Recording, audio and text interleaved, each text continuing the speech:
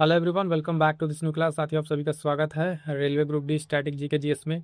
ये क्लास काफ़ी इंपॉर्टेंट होने वाली है। जैसा कि आप देख पा रहे हैं, कंप्लीट दृष्टि की जो सामान्य ज्ञान 2026 की बुक है, इसके chapter wise, subject wise most important MCQs को हम लोग डिस्कस करेंगे। और बता दें कि इस क्लास में जो है क्वेश्चंस के लेवल जो है थोड़े एडवांस लेवल के हैं। ठीक है, बहुत बेसिक नहीं है, थोड़े स्टेटमेंट वाले और इस तरह क्वेश्चंस होंगे। और बेसिक क्वेश्चंस जो है वो हमने आपको करा रखे हैं, तो प्लेलिस्ट बनी है, उसको जाके आप जरूर देख लीजिएगा। वहाँ पे अगर आप देखेंगे प्लेलिस्ट में, तो आपको रेलवे ग्रुप डी के नाम से प्लेलिस्ट मिलेगी। उसमें इस तरीके से करंट अफेयर, साइंस के क्वेश्चंस और भी बहुत सारे मिल जाएंगे, तो उसको जरूर कर लीजिएगा। और इसमें जो है आपको कंप्लीट तरीके से जो हम आपको करा रहे हैं, इसमें एडवांस लेवल के क्वेश्चन है। ठीक है, और सब्जेक्ट वाइज सारे सब्जेक्ट आपके जो हिस्ट्री, पॉलिटी, ज्योग्राफी, इकोनॉमी, सबके जो है एडवांस लेवल के क्वेश्चन है। बेहतरीन क्वेश्चन, इन क्वेश्चन को प्रैक्टिस कीजिए, आपके नॉलेज लेवल को ये चेक करेगा। तो आइएगा, फटाफट से वीडियो को लाइक करके अपने साथियों तक शेयर कर लीजिएगा। और कोई भी डाउट हो तो कमेंट जरूर कीजिएगा। रेलवे ग्रुप डी के लिए, है ना, करंट अफेयर का सेशन आ गया मोस्ट इंपॉर्टेंट, पिछले एक साल का जो है 200 एमसीक्यू। उसी तरीके से साइंस का आ गया है मोस्ट इंपॉर्टेंट। ठीक है, तीन सब क्लासेस को देख लीजिएगा, प्लेलिस्ट बनी होगी रेलवे ग्रुप डी के नाम से। और बता दें, इसी तरीके से परीक्षा तक जो है आपके लिए सब्जेक्ट वाइज और जी के जीएस, करंट अफेयर और साइंस, सारा एकदम महत्वपूर्ण निचोड़ एकदम आपके लिए ला कर रख देंगे। सारा का सारा परीक्षा के दृष्टिकोण से बहुत ही महत्वपूर्ण होने वाला है। तो फटाफट से जुड़िएगा इस क्लास में, जो है हम लोग भी इसी तरीके से 200 इंपॉर्टेंट क्वेश्चंस को डिस्कस करेंगे। जो कोई भी डाउट हो कमेंट कर लीजिएगा और अपने साथी तक शेयर कर लीजिएगा। आपका चैनल, आपका परिवार है, तो थोड़ा सा आप भी सहयोग बनाए रखेंगे और इस तरीके से बेहतरीन धुआंधार प्रैक्टिस करेंगे। तो आइएगा, स्टार्ट करेंगे आज के अपने सेशन को। यहाँ से स्टार्ट करेंगे साथियों, लोग साइंस के कुछ महत्वपूर्ण प्रश्नों को देखेंगे। यहाँ पे विज्ञान का पहला प्रश्न कर रहे हैं, निम्नलिखित में से किस एक जीव की कुछ प्रजातियां कवकों के कृषकों के रूप में जानी जाती हैं? तो इसका सही उत्तर क्या हो जाएगा साथियों? ऑप्शन है चींटी। क्या हो जाएगा? चींटी सही उत्तर हो जाएगा। अगला प्रश्न देखिएगा, स्टेटमेंट वाला है, निम्नलिखित में से कथनों पर विचार करना है। कौन जो है पादप और प्राणी कोशिकाओं के बीच समान अंतर के बारे में सही है? तो कह रहा पादप कोशिकाओं से सेल्यूलोज कोशिका बनती हैं, जबकि प्राणी कोशिकाओं में वे नहीं होती हैं। पादप कोशिकाओं में प्लाज्मा झिल्ली नहीं होती है, जबकि इसके विपरीत प्राणी कोशिकाओं में कह रहा होती है। और परिपक्व पादप कोशिका जो है बृहद रसधानी होती है, जबकि प्राणी कोशिका में छोटी रसधनियाँ होती हैं। बताने इसमें कौन सा सही उत्तर है? तो इसका सही उत्तर क्या हो जाएगा साथियों? प्रश्न संख्या 2 का ऑप्शन सी, केवल 1 और 3 इसमें सही है। जो ऑप्शन आपके सामने, इसमें 1 सही है और 3 सही, दूसरा गलत है। आगे बढ़ेंगे, अगला प्रश्न जो है ध्यान दीजिएगा, प्रेशर कुकर खाना पकाते समय समय को घटा देता है क्योंकि? तो इसका सही उत्तर क्या हो जाएगा? क्यों घटा देता है साथियों? तो ऑप्शन है, इसके भीतर का जल का क्वथनांक जो है बढ़ जाता है। ऑप्शन ए सही उत्तर हो जाएगा। अगला प्रश्न ध्यान दीजिएगा, आपकी पूरी लंबाई ऊंचाई का प्रतिबिंब देखने के लिए एक समतल दर्पण की न्यूनतम लंबाई कितनी होनी चाहिए? इसका सही उत्तर क्या हो जाएगा? प्रश्न संख्या 4 का, तो ऑप्शन सी, आपकी ऊंचाई का आधा होना चाहिए। आगे बढ़ेंगे, अगला प्रश्न देखिएगा, कह रहा है डायनेमो परिवर्तित करता है किस ऊर्जा को किस ऊर्जा में? तो प्रश्न संख्या 5 कैसे उत्तर देगा? ऑप्शन सी, ये आंतरिक ऊर्जा को जो है विद्युत ऊर्जा में कन्वर्ट करता है। डायनेमो किसको परिवर्तित करता है? ये आंतरिक ऊर्जा को विद्युत ऊर्जा में कन्वर्ट करता है। अगला प्रश्न कह रहा है किसी पिंड का भार जो है पृथ्वी तल पर सब जगह समान होता है, ध्रुव पर सर्वाधिक होता है, विषुवत रेखा पर अधिक होता है, मैदानों की अपेक्षा पहाड़ों पर अधिक होता है। तो इसके बारे में अगर आप जानेंगे तो प्रश्न संख्या 6 का सही उत्तर क्या हो जाएगा? ऑप्शन बी, ध्रुव पर सर्वाधिक होता है। क्या होता है? ध्रुव पर सर्वाधिक होता है। अगला प्रश्न के साथ क्या कह रहा है, कृत्रिम उपग्रह पृथ्वी से सुस्पष्टता से ट्रैक किया जा सकता है किसकी वजह से? तो ये जो किया जा सकता है पृथ्वी से डॉप्लर प्रभाव के द्वारा किया जा सकता है। अगला प्रश्न ध्यान दीजिए क्या कह रहा है, किसका परमाणुीय ईंधन के रूप में प्रयोग नहीं होता है? तो ध्यान दीजिएगा, इसमें जो है किसका प्रयोग नहीं होगा, दिए गए ऑप्शन में आपका लेड का प्रयोग नहीं होता है।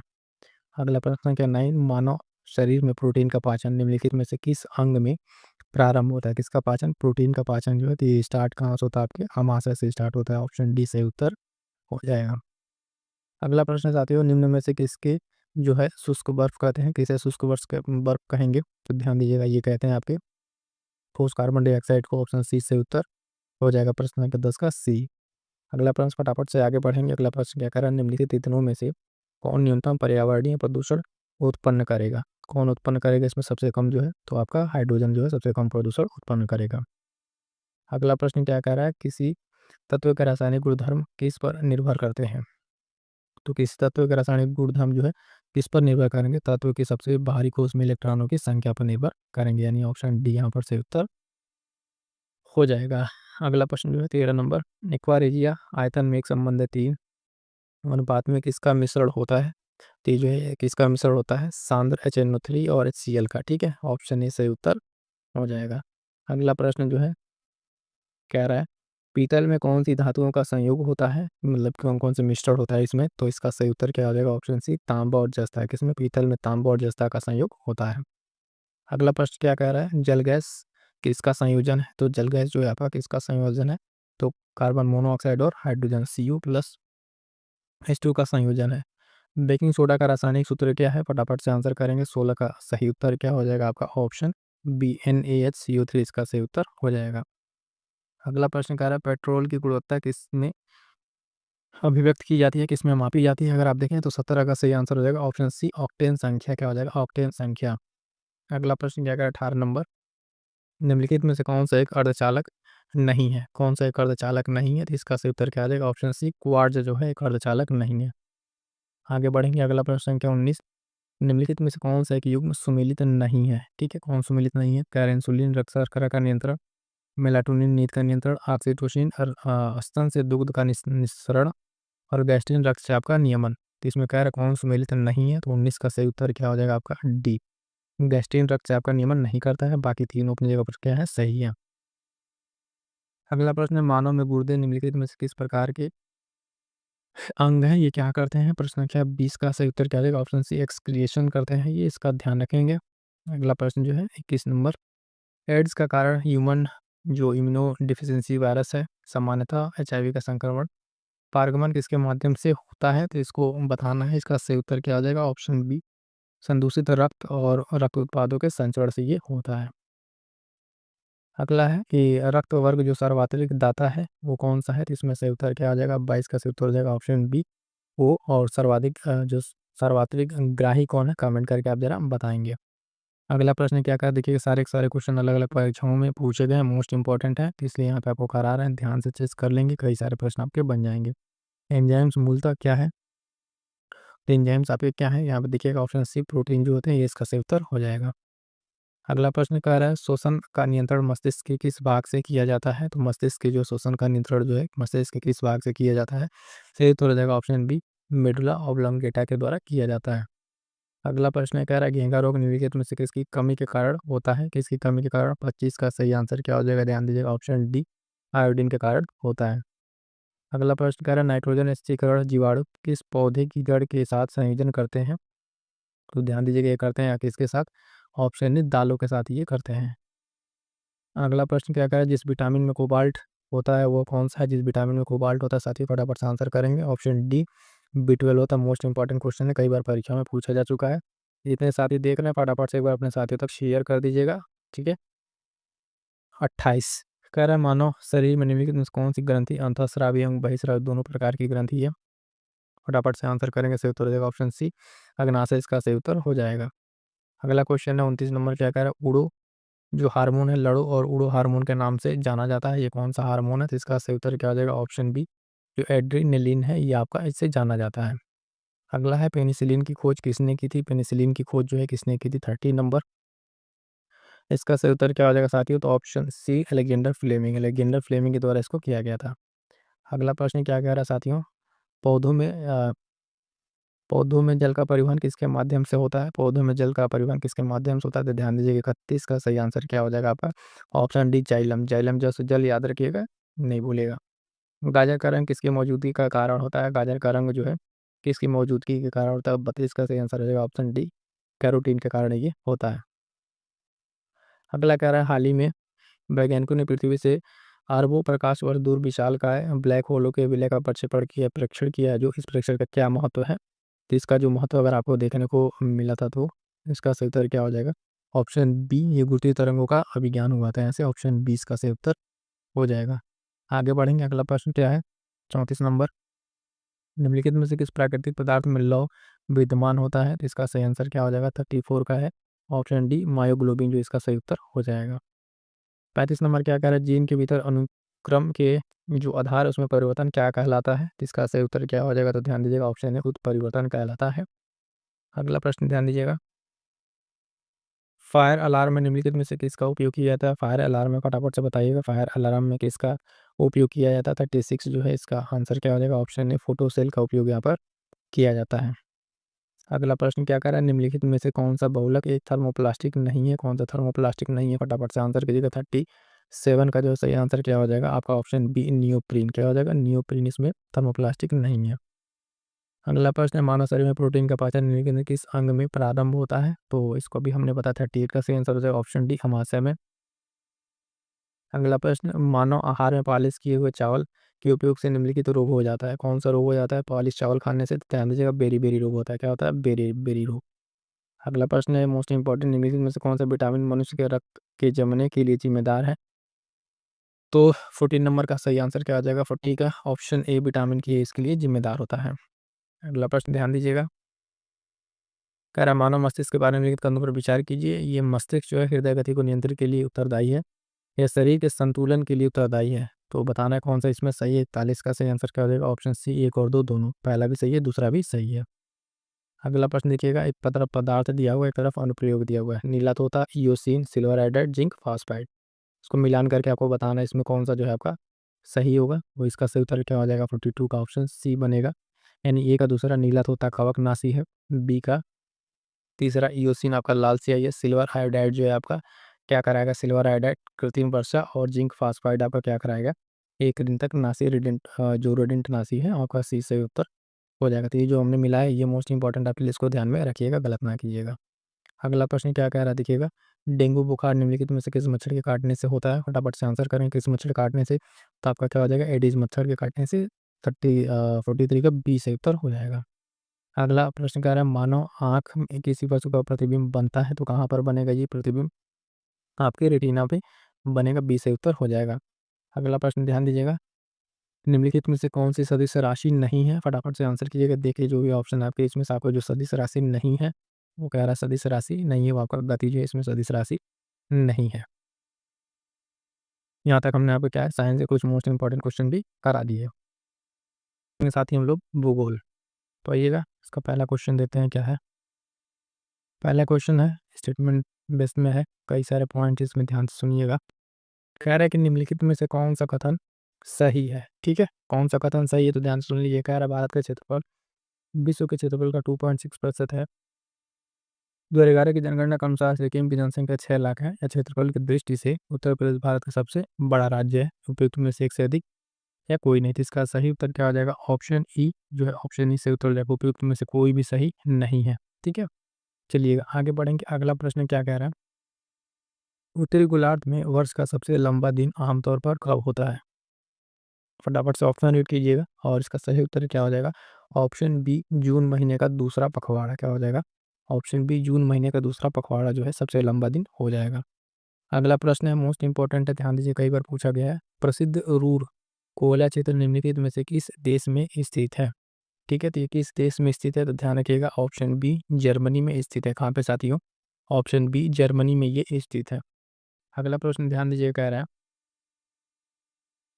मोनोजाइट रेत में निम्नलिखित में से कौन सा या से खनिज पाया जाता है? तो फटाफट से आंसर करेंगे इसमें कौन सा खनिज पाया जाता है। तो ध्यान दीजिएगा, मोनोजाइट रेत में जो है आपका थोरियम पाया जाता है। क्या पाया जाता है? ऑप्शन सी थोरियम इसमें पाया जाता है।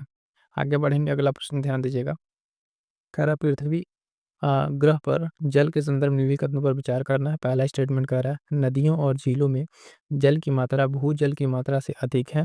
ठीक है, दूसरा कह रहा है ध्रुवीय हिम जो हिमच्छद है और हिमनदों में जल की मात्रा भूजल की मात्रा से अधिक है। बताना इसमें से कौन सा स्टेटमेंट सही है। इसका सही उत्तर क्या हो जाएगा? ऑप्शन बी केवल दो, केवल दूसरा सही है, पहला इसमें गलत है। आगे बढ़ेंगे साथियों, अगला प्रश्न ध्यान दीजिए, कह रहा है सूची 1 और सूची 2 को सम्मिलित करना है। उष्णकटिबंधीय चक्रवात दिया हुआ है और देश दिया हुआ है। तो नाम देखिए और ऑप्शंस के हिसाब से अगर हम जाएंगे, नाम आपका बैगू, हरिकेन, टाइफून, विली ब्रीज है।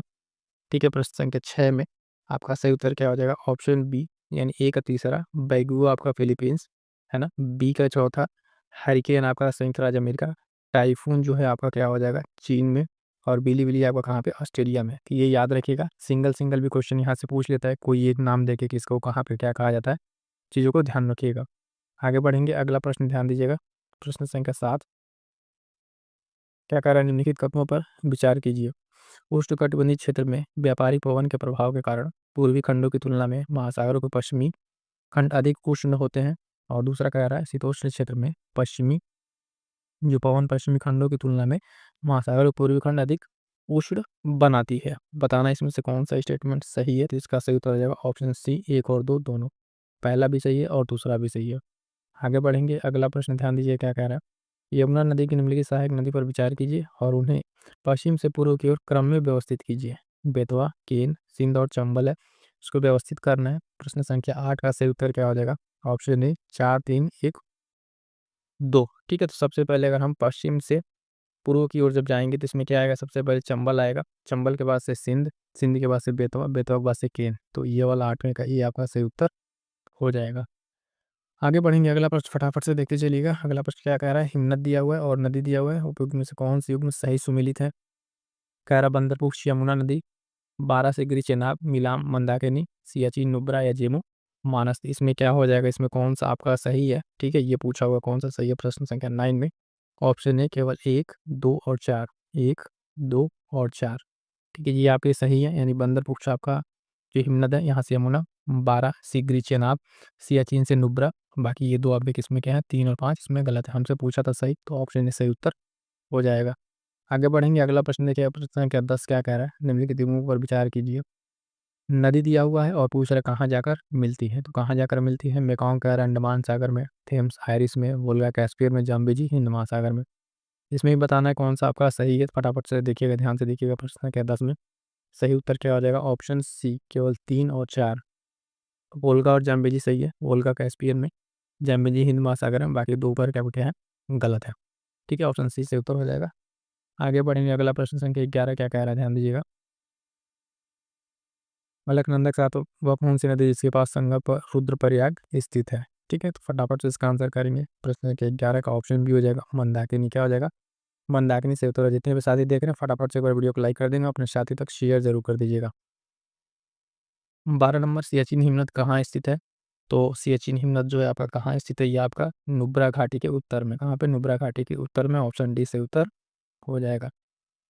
अगला प्रश्न देखिएगा, प्रश्न संख्या 13, उत्तर पूर्व मानसून से किस प्रदेश में वर्षा होती है। फटाफट से आंसर करेंगे, उत्तर पूर्व मानसून से जो है कहाँ पर वर्षा होती है। तो आपके तमिलनाडु में। ऑप्शन ए से उत्तर हो जाएगा।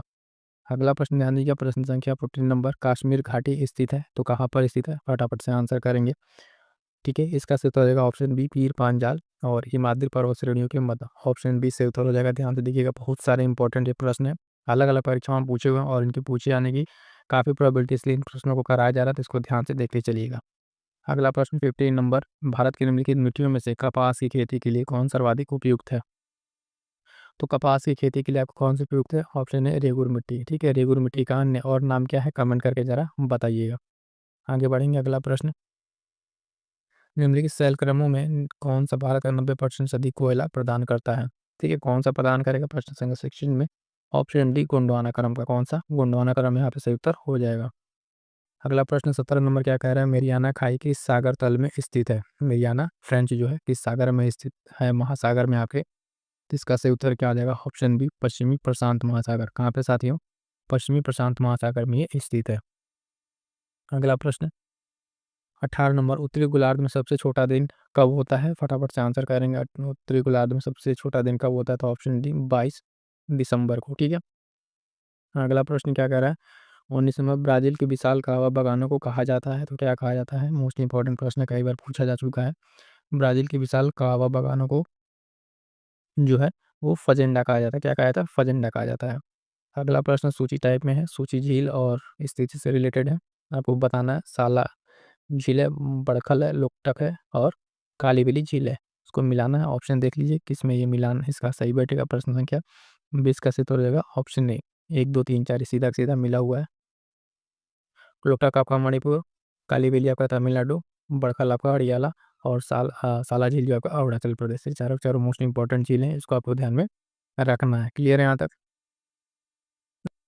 यहाँ से स्टार्ट करेंगे साथियों, कुछ खेल कूद के मोस्ट इंपॉर्टेंट क्वेश्चन को फटाफट से देख लेते हैं।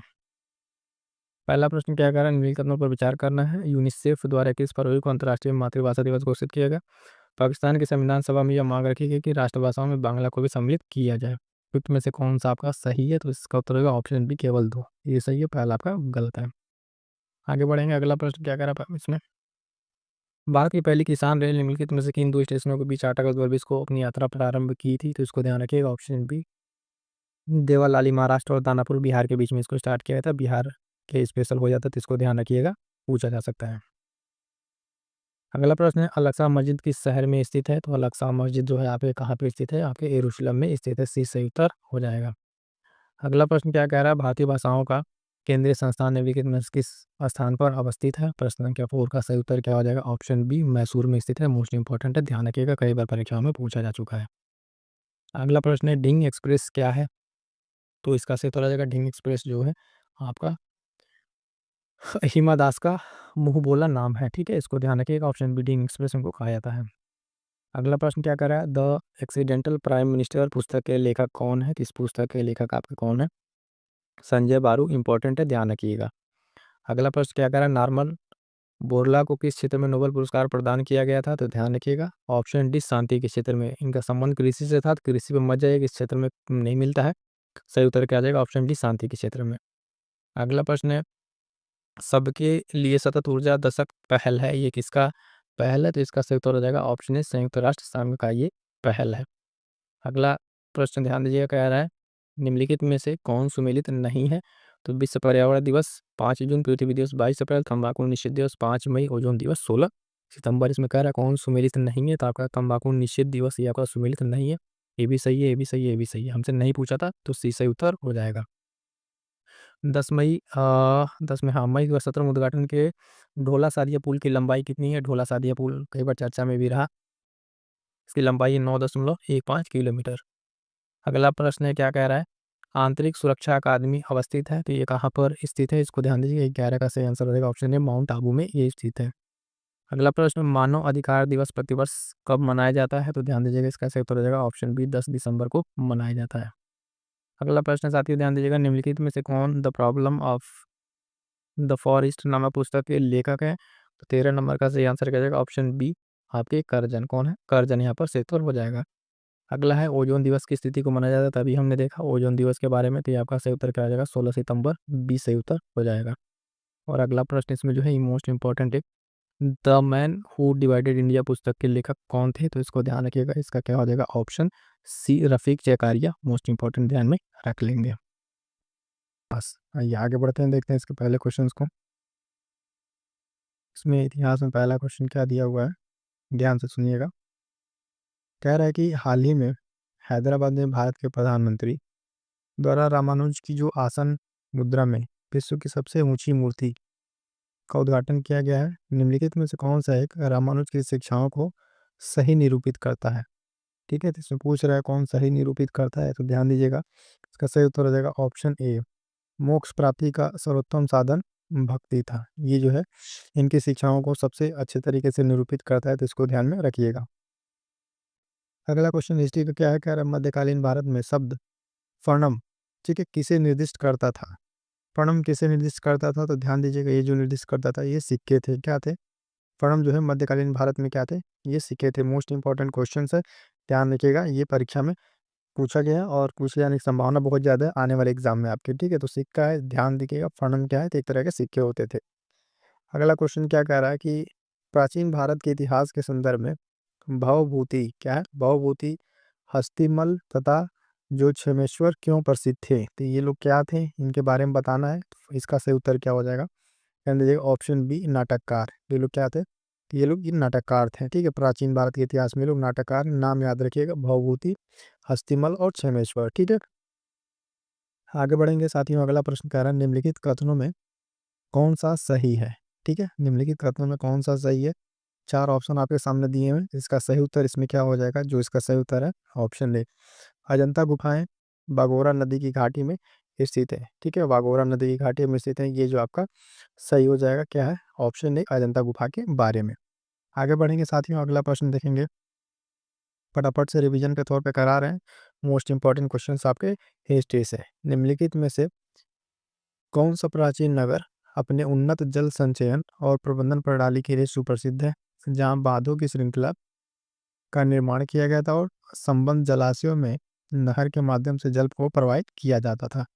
तो ये इसका संबंध कहाँ से हो जाएगा, तो ध्यान दीजिएगा ऑप्शन है धौलावीरा से। कहाँ से, इसका संबंध कहाँ से हो जाएगा, धौलावीरा से हो जाएगा। इसको आपको ध्यान में रखना है। आगे बढ़ेंगे, अगला क्वेश्चन क्या कह रहा है, क्वेश्चन नंबर 6, भारत के इतिहास के संदर्भ में कुल्यवाप, ठीक है, कुल्यवाप तथा द्रोणवाप शब्द क्या निर्दिष्ट करते हैं। ठीक है, तो इतिहास के संदर्भ में पूछा गया है कि ये दोनों क्या निर्दिष्ट करते हैं। तो ध्यान दीजिए कि भूमि माप है, क्या है, ऑप्शन ए सही उत्तर हो जाएगा भूमि माप, यानी कुल्यवाप और द्रोणवाप ये दोनों क्या है, तो ये भूमि माप की इकाई है। तो ऑप्शन ए सही उत्तर हो जाएगा, इंपॉर्टेंट है, ध्यान में रखेंगे। आगे बढ़ेंगे, अगला प्रश्न क्या कह रहा है, 7वां, भारतीय इतिहास के संदर्भ में निम्नलिखित में से कौन भावी बुद्ध हैं जो संसार की रक्षा हेतु अवतरित होंगे। ठीक है, तो जो अवतरित होने वाले हैं बुद्ध, वो कौन है, सही उत्तर हो जाएगा मैत्रेय। ठीक है, मैत्रेय अवतार ऐसा माना जाता है कि भावी बुद्ध का ये एक अवतार होगा जो संसार की रक्षा के लिए क्या होंगे, अवतरित होंगे। तो सी सही उत्तर यहाँ पर हो जाएगा।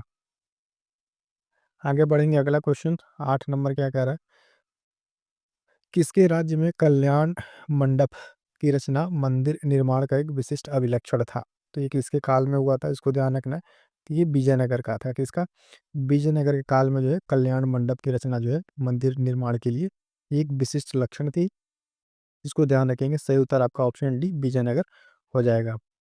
अगला प्रश्न कह रहा है, सत्यमेव जयते शब्द कहाँ से लिया गया है। सत्यमेव जयते शब्द कहाँ से लिया गया, क्वेश्चन नंबर 9 का सही उत्तर हो जाएगा ऑप्शन डी मुंडो, जो है मुंडकोपनिषद से यहाँ से ना लिया गया। कहाँ से, मुंडकोपनिषद से लिया गया, ऑप्शन डी सही उत्तर ध्यान में रखिएगा, सत्यमेव जयते। कई बार ये अलग अलग परीक्षाओं में पूछा गया है, तो इसलिए ध्यान रखिएगा। अगला प्रश्न क्या कह रहा है, प्राचीन भारत के विद्वानों साहित्यकारों के संदर्भ में निम्नलिखित कथनों पर विचार कीजिए। पहला कह रहा है, पाणिनि जो है पुष्य मित्र शुंग से संबंधित है, अमर सिंह हर्षवर्धन से संबंधित है, और कालिदास चंद्रगुप्त सेकंड से संबंधित है। पूछ रहे इसमें कौन सा से सही है। ठीक है, प्रश्न संख्या 10 में जो है कह रहा है कौन सा सही है, ध्यान दीजिएगा ऑप्शन सी, केवल 3 इसमें सही है। पहला भी गलत है, दूसरा भी गलत है, केवल 3 सही है। कालिदास जो चंद्रगुप्त थर्ड से संबंधित है, यही बात इसमें आपकी सही है। तो केवल सी सही उत्तर यहाँ पर आपका हो जाएगा। क्या हो जाएगा, केवल सी सही उत्तर आपका यहाँ पर हो जाएगा। आगे बढ़ेंगे, अगला क्वेश्चन, सूची 1 सूची 2 का मिलान करना है। ठीक है, तो एक तरफ महाजनपद दिया, दूसरी तरफ और राजधानी दिया हुआ है। देख लीजिए ऑप्शन इसमें क्या सेट बैठेगा, मत्स्य है, कुरु है, सूरसेन, अश्मक है। ठीक है, और एक तरफ राजधानी है, तो इसमें इसका जो सही आंसर हो जाएगा ऑप्शन सी सही बैठ रहा है। ए का तीसरा मत्स्य का विराटनगर, ठीक है, बी का चौथा कुरु का इंद्रप्रस्थ, सूरसेन का आपका मथुरा, और अश्मक का पोतन। ये आपका मिलान है, इसको याद रखिए। कई बार अलग अलग परीक्षाओं में सिंगल भी पूछा हुआ है और मिलान करने के लिए भी पूछा हुआ है। सिंगल में पूछेगा तो सिंपल सा आपसे पूछ लिया, मान लीजिए कि सूरसेन की राजधानी कहाँ है, तो सूरसेन की रानी आप राजधानी कहाँ बताएंगे, मथुरा। तो इस तरीके से सिंगल वन लाइनर में पूछ लेगा, मिलान करने के लिए वैसे पूछा जाता है। तो जो आपके महत्वपूर्ण जनपदाज हैं, ठीक है, उन जनपदाज को याद रखिएगा। यूपी का कोई एग्जाम दे रहे हैं तो उसमें ध्यान रखेंगे यूपी के जो महाजनपदाज हैं, यूपी में जो 8 हैं, और बिहार का अगर दे रहे हैं कोई परीक्षा का है, ठीक है, एग्जाम, तो उसमें बिहार वाले जो महाजनपदाज हैं उनकी राजधानी को अच्छे से ध्यान में रखिएगा। आगे बढ़ेंगे, अगला प्रश्न देखेंगे, 12 नंबर क्या कह रहा है,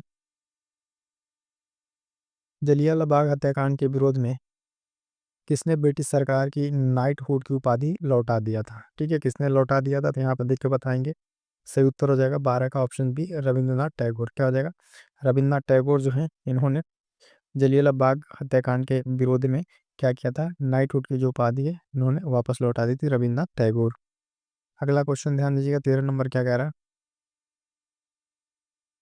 क्वेश्चन कह रहा है कि निम्नलिखित में से 1755 में डिंडीगुल मैसूर में एक आधुनिक शस्त्रागार की स्थापना की थी। ठीक है, डिंडीगुल कहाँ पे, पहले तो ये ध्यान देगा जो शस्त्रागार आधुनिक कहाँ पे, डिंडीगुल मैसूर में किया गया था, और कहाँ पे किसके द्वारा किया गया था, तो इसको ध्यान में रखेंगे ऑप्शन बी हैदर अली के द्वारा। किसके द्वारा, हैदर अली के द्वारा इसको किया गया था। ये पॉइंट आपको ध्यान में रखना है। अगला क्वेश्चन कह रहा है 14 नंबर, बौद्ध ग्रंथ मिलिंद पन्हो किस हिंद यवन शासक पर प्रकाश डालता है। ठीक है, किस हिंद यवन शासक पर प्रकाश डालता है, तो ध्यान दीजिएगा ऑप्शन सी मेनांडर। ठीक है, ऑप्शन सी मेनांडर इसका सही उत्तर हो जाएगा। ठीक है, मोस्ट इंपॉर्टेंट क्वेश्चन है, कई बार अलग अलग परीक्षाओं में ये पूछा जा चुका है। मिलिंद पन्हो, ध्यान रखिएगा बौद्ध ग्रंथ है, कई बार ये भी पूछ लिया है कि मिलिंद पन्हो किस धर्म से संबंधित है। तो बौद्ध धर्म का ये ग्रंथ है, ध्यान रखेंगे। अगला क्वेश्चन कह रहा है, एलोरा में कैलाशनाथ मंदिर का निर्माण किसने करवाया? एलोरा में कैलाशनाथ मंदिर का निर्माण जो है किसने करवाया? प्रश्न संख्या 15। इसका सही उत्तर क्या हो जाएगा? Option C, Krishna first. ठीक है, कृष्ण फर्स्ट जो है कैलाशनाथ मंदिर का निर्माण किया, कहाँ पे? एलोरा में। इंपॉर्टेंट क्वेश्चन है, ध्यान रखेंगे। अगला क्वेश्चन 16 नंबर, 1194 में जो चंदावर का युद्ध हुआ था उसमें मोहम्मद गोरी ने किसे हराया था? ठीक है, मोहम्मद गोरी ने किसे हराया था?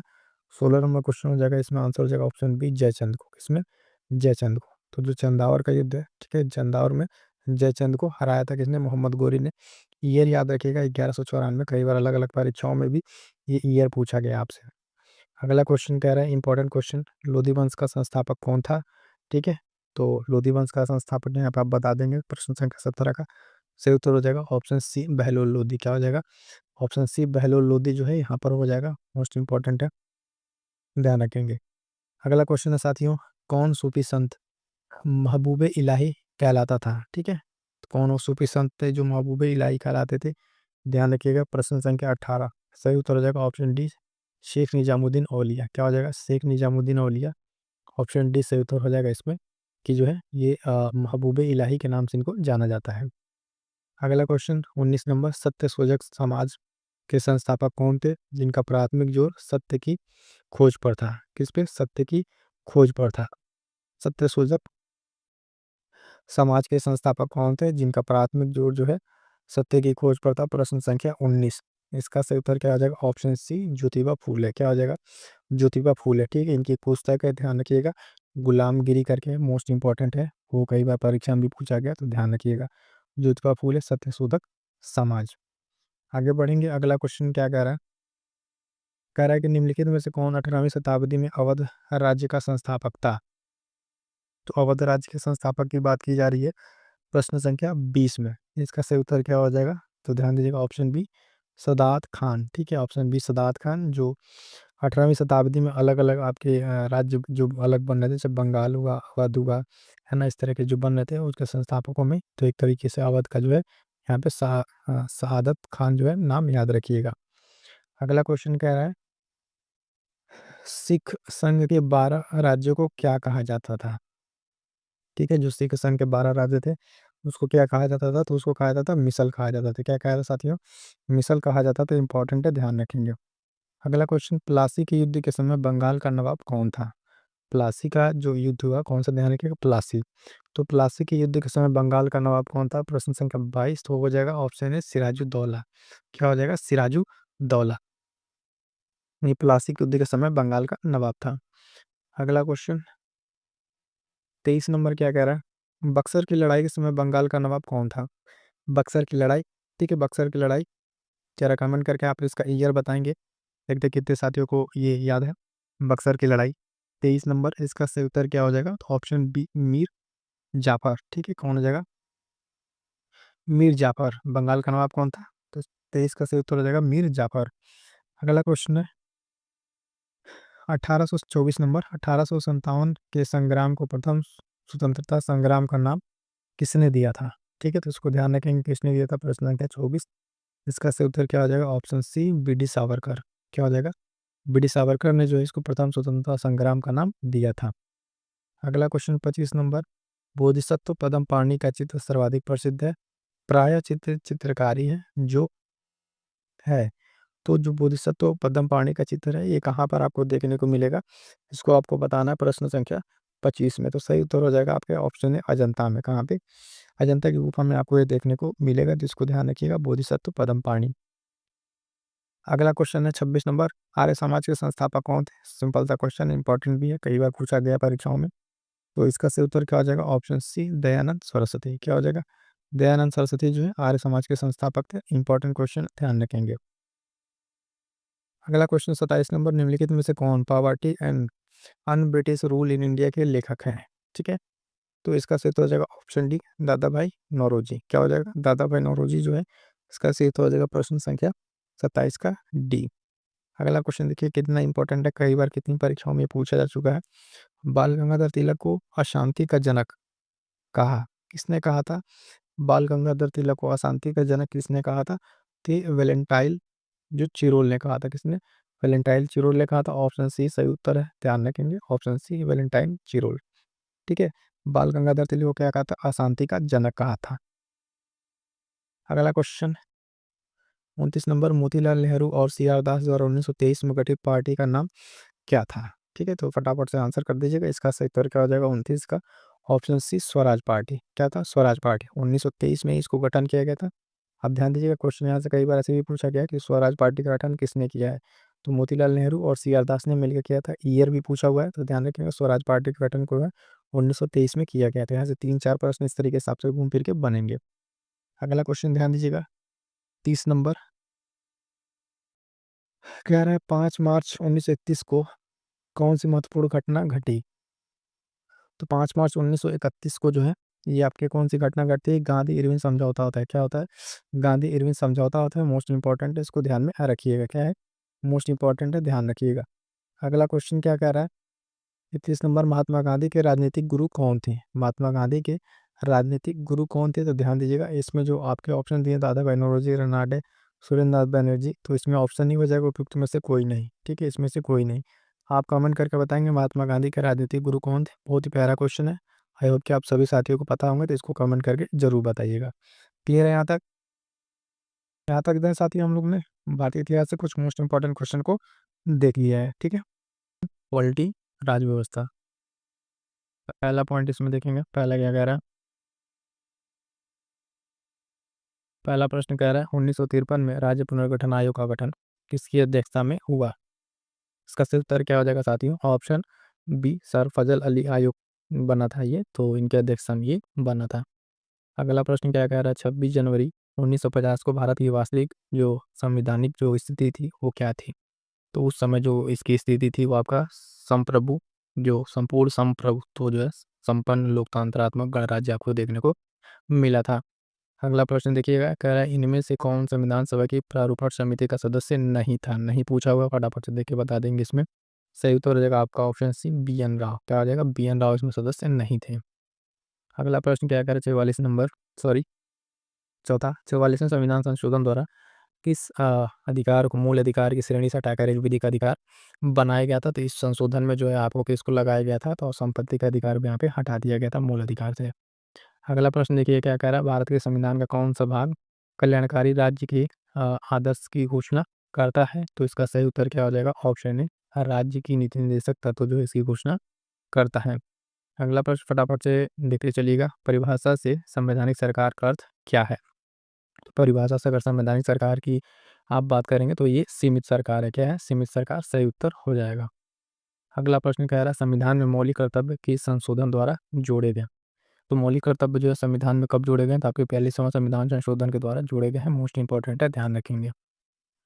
अगला प्रश्न है शिक्षा का अधिकार मौलिक अधिकारों में सम्मिलित किया गया किस संशोधन के द्वारा और कब किया गया है? किसको किया गया था? आपका 86वें संविधान संशोधन अधिनियम 2002 के द्वारा किया गया था। ऑप्शन सी से उत्तर हो जाएगा। अगला प्रश्न ध्यान दीजिएगा, राज्यों में मुख्यमंत्री सहित मंत्री परिषद में मंत्रियों की न्यूनतम संख्या क्या हो सकती है? ये किस में बताया गया किस तरीके से? तो ऑप्शन बी 12 यहाँ पर सही उत्तर हो जाएगा।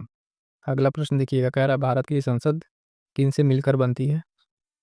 तो भारत की संसद की अगर हम बात करेंगे साथियों, तो ये बनेगा भारत के राष्ट्रपति, लोकसभा और राज्यसभा से मिलकर। ऑप्शन सी सही उत्तर इसका हो जाएगा। अगला प्रश्न ध्यान दीजिएगा, कह रहा है भारत के राष्ट्रपति अपना त्यागपत्र किसको संबोधित करके देते हैं? राष्ट्रपति जो है अपना त्यागपत्र किसे देगा? तो इसका सही उत्तर क्या हो जाएगा? ऑप्शन सी उपराष्ट्रपति को। किसको? उपराष्ट्रपति को देकर हटेंगे। अगला प्रश्न ध्यान दीजिएगा,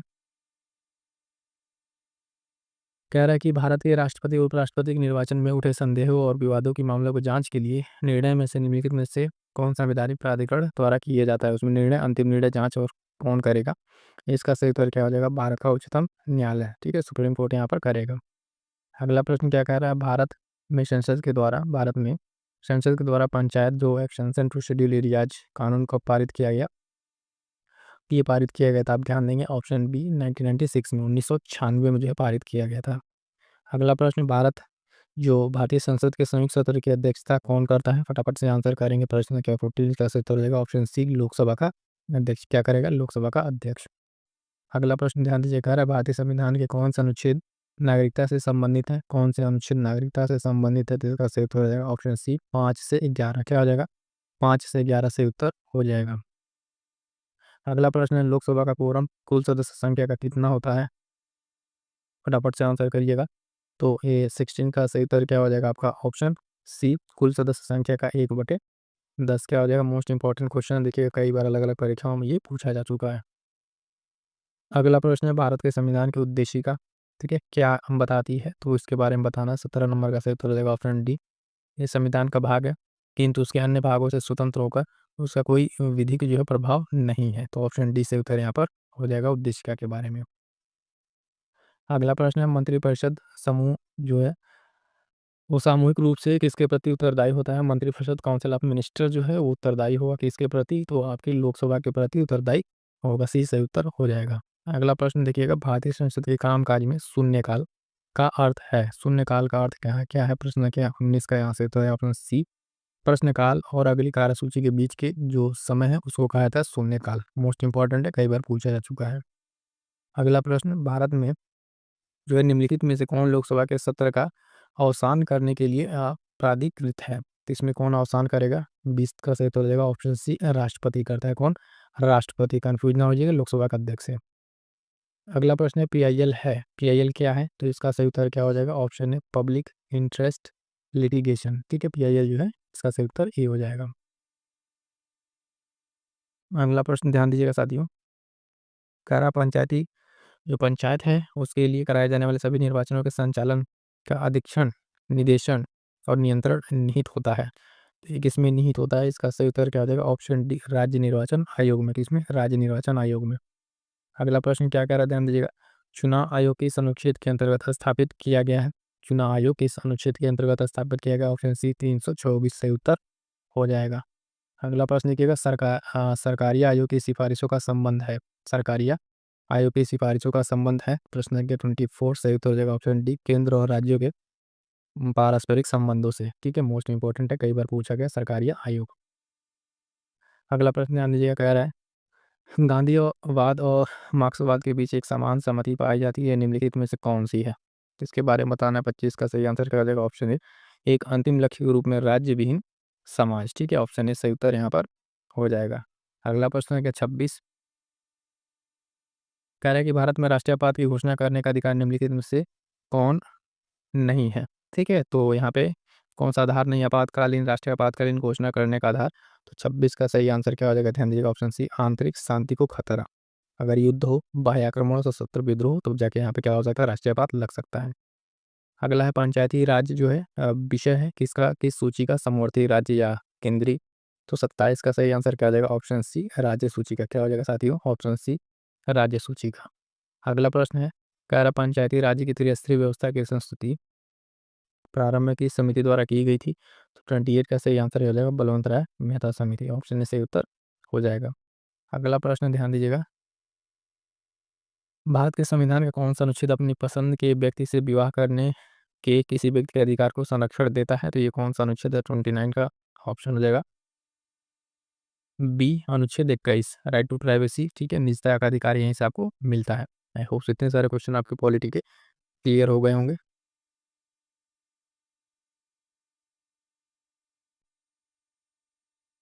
अब यहाँ से देखेंगे साथ ही हम लोग क्या है, कृषि एवं पशुपालन। यहाँ से भी कई बार क्वेश्चन पूछ लिया था, तो इससे रिलेटेड कुछ इंपॉर्टेंट क्वेश्चन को हम लोग देख लेते हैं। पहला क्वेश्चन ध्यान दीजिएगा, इसमें कह रहा है कि निम्नलिखित में कौन सा एक सही सुमेलित है? ठीक है, तो दिए गए ऑप्शन से आपको बताना है कौन सा सुमेलित है। सही तो हो जाएगा ऑप्शन सी, केरल रबर। जो रबर है ये आपका केरल, ये बस ये एक आपका इसमें सही सुमेलित है। अगला प्रश्न सेकंड क्या कह रहा है, निम्नलिखित में से कौन सी फसल न्यूनतम जल दक्ष लीस्ट वाटर एफिशिएंट फसल है? इसका सही उत्तर क्या हो जाएगा? प्रश्न संख्या 2 का ऑप्शन है गन्ना। आपका क्या हो जाएगा? गन्ना। तो ये साथियों आज की क्लास में इतना ही। सेशन कैसा लगा कमेंट करके जरूर बताइएगा और चैनल से जुड़ जाइएगा। मिलते हैं किसी और नेक्स्ट क्लास में, तब तक के लिए थैंक यू सो मच।